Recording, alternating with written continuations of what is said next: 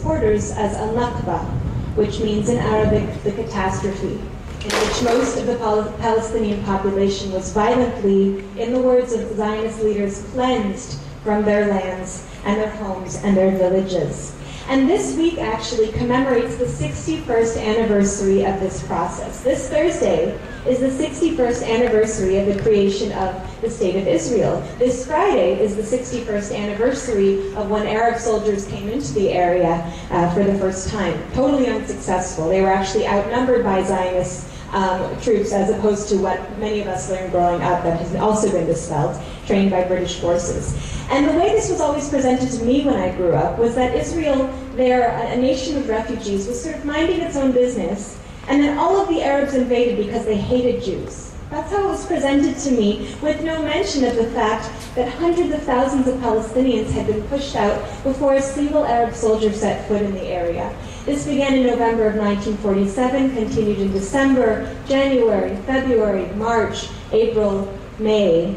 Today, May 12th of 1948, 16 villages were razed and depopulated. Just today, May 12th, 61 years ago, and I'd like to read you the names of each of those villages that were razed and depopulated. Some of them had massacres committed in them. So I'll read you each of the villages and how many inhabitants were, again, in the words of Zionist leaders, cleansed from the area. So in the Haifa area, currently part of present-day Israel, Khubaiza village, 336 people. Sabarin, 1,972 people kicked out or killed.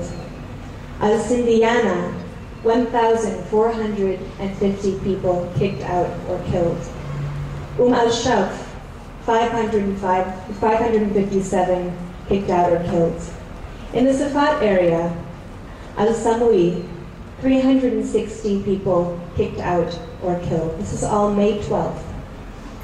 In Tiberias, Aulam, 835 people kicked out and killed. Hadatha, 603 people kicked out or killed. Ma'adkhar, 557 people kicked out or killed. In the Baisan area, Al-Ashrafiyah, 260 people kicked out or killed. Al-Fatun, 128 people kicked out or killed. This is all today, May 12th. Al-Hamidiyah, 255 people kicked out or killed. Al-Sakhina, 615 people kicked out or killed. Tal Ashawq, 139 people.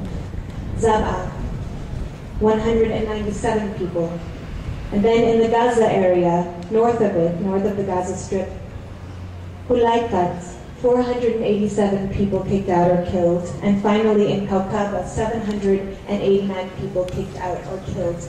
Today, 61 years ago, 9,547 people were kicked out or killed because they were not Jewish, in preparation of creating a Jewish state. This is all before a single Arab soldier set foot in the area, before a single Arab came into the area. Altogether, before Arabs invaded the area unsuccessfully, 200 villages were destroyed.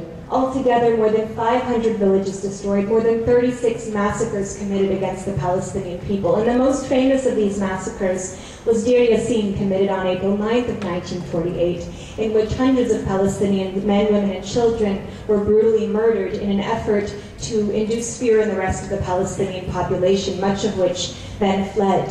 And April 9th this year fell on Passover, during Passover, a Jewish celebration, as well as a commemoration of persecution of Jewish people in the past. And every year, Jewish people, and I and my family, we sit and we talk about injustice and how we can prevent it in the future. We talk about what Jews have suffered in the past and what people still suffer today. And it's actually the time when I feel actually most connected to being Jewish. I feel connected to the tradition of social justice that has been the pride of Jewish people for so long.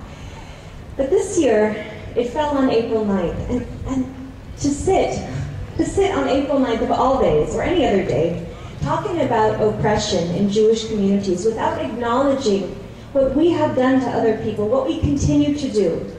It didn't end in 1948. Most of the non-Jewish population was removed from what became Israel, and many of them fled into surrounding countries, never allowed to return again.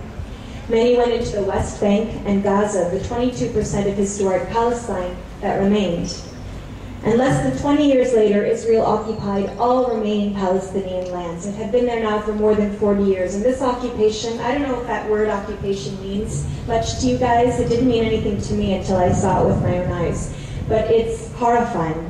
When I visited the West Bank, the occupied West Bank, I found that there are two kinds of roads. There's one kind of road for Israelis, one kind for Palestinians. The Israelis living there are Jewish, they're settlers. The Palestinians living there are mostly Muslim and Christian. So what this amounts to, there's one kind of road if you're Jewish and one kind if you're Muslim or Christian. After occupying the West Bank rather than withdrawing, as dictated by international law, Israel began to populate the West Bank with its own citizens, annexing hilltop after hilltop. Israel pays its own citizens to move there to become illegal occupiers on somebody else's land. Meanwhile, the farmers, the families who own the land that those cities, those settlements are built on, aren't allowed to live in them because they're not Jewish. And when I say that Israel pays its own citizens to go become illegal occupiers, who's really paying those citizens to go become occupiers? Who's paying them? Whose money, whose pockets is that coming out of? Ours, all of us. As US taxpayers, we are deeply, deeply involved in this conflict. And I know it's very easy for it to feel like something on the other side of the world. What's the big deal? We have our own problems. We're the ones paying for this.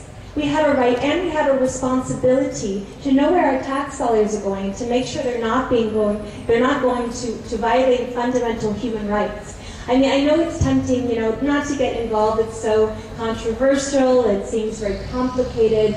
Maybe I'll just get involved against the Iraq War or in some other social justice thing. Well, if that's your intention, I have bad news for you. You are already involved. To not get involved is to be complicit, to allow our tax dollars to go to fund something, to be one of the people who knew what was going on, what our government was doing, and didn't say anything, and didn't do anything about it. So there's no more option of not getting involved. And while settlers are thriving off of our support, carrying around American-made weapons, Palestinians can hardly get to school or hold a steady job. The Israeli army, with our tax dollars, blocks Palestinian roads with concrete or dirt. What this means, they're not guarded by soldiers. They don't prevent anyone from carrying a gun or a bomb. They just mean that people can't use their cars. They just mean that people have to walk. Imagine if going somewhere you had to walk to the edge of Irvine, cross over a concrete or dirt roadblock, take a taxi to the next roadblock, and so and so. Imagine if there were roadblocks within Irvine, and not being able to move, not being able to go to school or the hospital, or to your jobs, or to your land.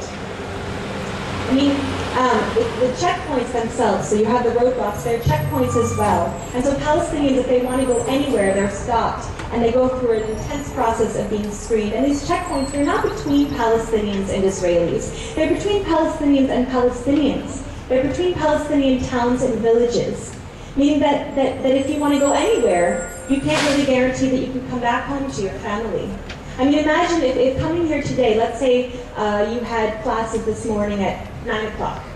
Well, imagine if instead of leaving your house, your dorm at, 8:45, you had to leave at 5:45 in the morning and stand outside shivering, waiting to show your ID while people of a different religion or ethnicity from you were whizzing by on their segregated roads. Now, how would that affect your education? What about your spiritual life, doing that on your way to church or to the mosque or to a synagogue? What about your social life, your family life? Everything is affected when you can't move around.